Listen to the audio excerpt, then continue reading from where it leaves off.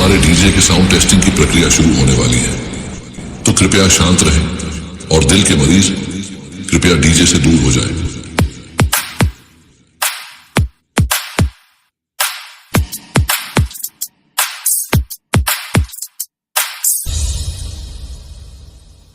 मानो तुम्हें गंगा माँ हो,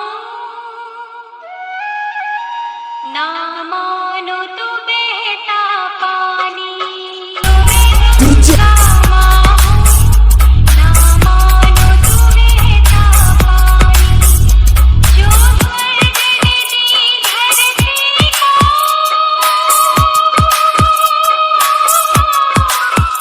जो स्वर्ग ने दी धरती को, मैं हूँ प्यार की वही निशानी।